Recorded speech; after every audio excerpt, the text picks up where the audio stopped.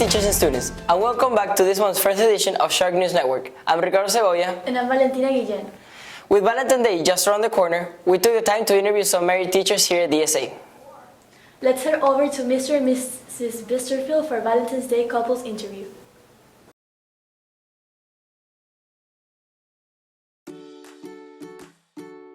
Our first date was going to a Miami Marlins baseball game, and we went to that and then we got some food afterwards. Our first date was to a baseball game, and I think we went out to eat as well. Probably not the Marlins, but I couldn't quote that. I don't know. I don't care. Mrs. B's favorite food is probably anything that has some sort of salad in it. Probably like healthy vegetables. I like lots of vegetables and stuff. Her dream place would be, I'm gonna say Austria. Anywhere that I haven't been. So I don't know if I can give you a specific country. November 21st. November 21st, 2015. I'm gonna say something piano-wise, so I'm gonna say Ludovico. I would probably say there's an Italian composer who does lots of cool piano stuff. His name is Ludovico something. I don't know how to say his name, but I like him. Favorite movie? Oh man, doesn't watch a lot of movies, but if she had to pick one, I think it would be The Sound of Music. I don't watch movies. Mr. B's favorite food? Sushi or curry? My favorite food is probably curry. Anything with curry in it. I think he would say the same, like anywhere he hasn't been. It's like some cool country somewhere.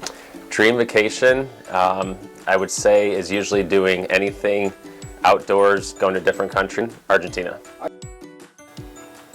have no idea. The Sandlot, I have no idea. My favorite movie? Glory.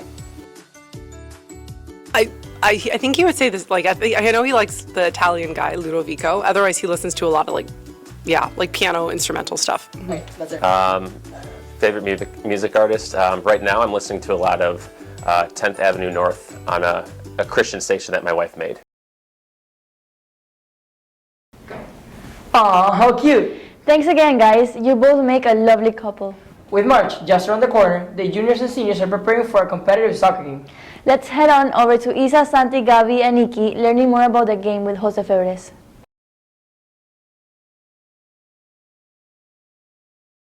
So the idea of the scrimmage between the juniors and the seniors is to recreate and create a tradition here in the school, but one that started several years ago back in the schools in Venezuela, in Caracas specifically, which is you just get the older class against the second older class and you play a game in order to just determine who's the best team. Well, this is a tradition that we used to do at my old school in Venezuela.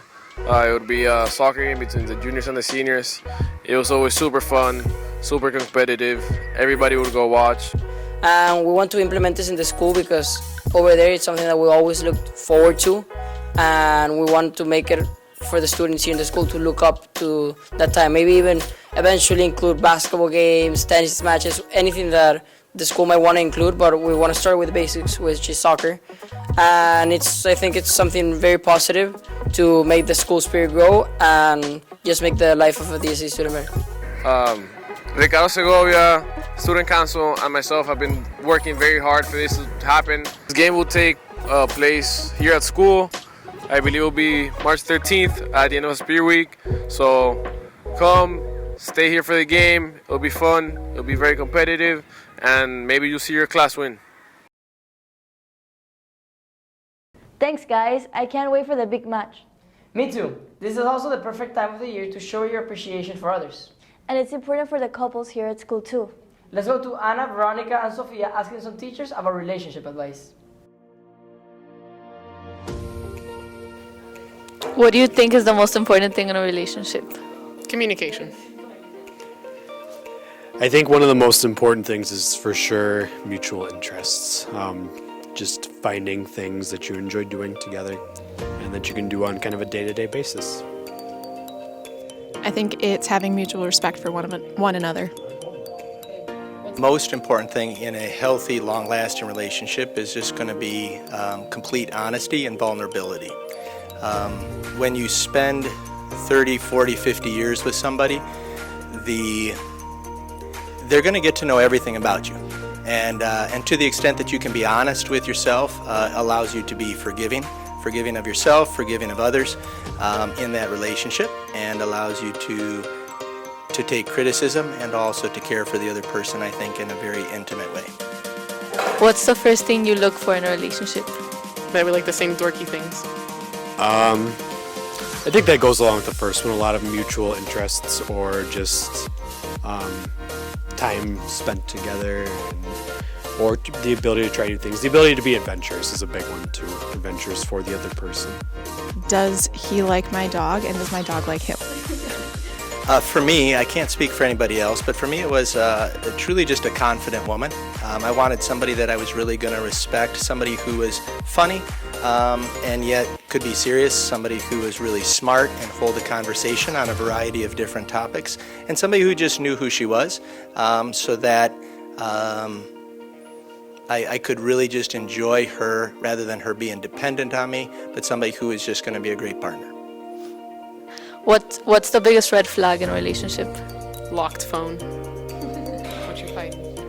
Relationship is lack of patience, I would say. Patience for the other person, patience for yourself too, for some of the things that they might do that either annoy you or that you don't understand fully. So patience for sure. He doesn't like my dog. Probably somebody who is not self-aware. I would say if somebody is not aware of their weaknesses, when you start dating somebody and you try to grow together and they're not willing to be honest, it's going to be a train wreck. What advice do you wish someone gave you in high school about relationships? Be patient. I would say for sure, do not follow a significant other to a college, okay? Don't go to a college just because your boyfriend or girlfriend is going there. I'm ashamed to admit this, but I did that. Huge mistake. Do not do it. Ever. Ever. Just avoid relationships at all costs. I think probably to look more towards the character. I don't think you realize in high school, because you're so immediately attracted to the person's personality and temperament, often because it kind of fills in some of your blank spots. I think you probably don't realize how difficult long-lasting marriages really are, and so I think you're looking for the wrong things. And I would say life is really, really hard, and being committed to somebody faithfully for 20, 30, 50 years is going to be a lot tougher than you think. So I think finding somebody of great character is pretty important.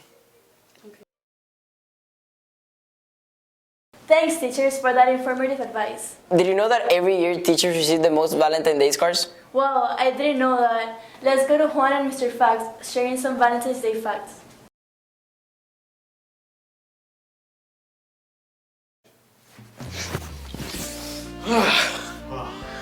Why are you wearing sunglasses indoors? Very good. Hello everybody, my name is Juan Carrasquero. I'm here with Mr. Facts to do the facts with facts. Do you have any facts for us? I do.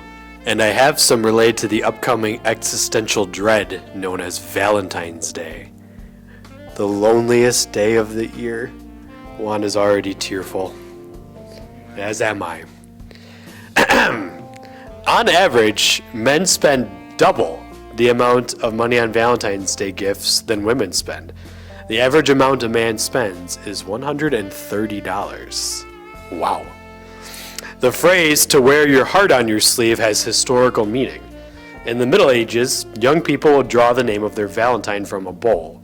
Then they had to wear the name on their sleeve for 1 week. Wouldn't fly here with that dress code of ours.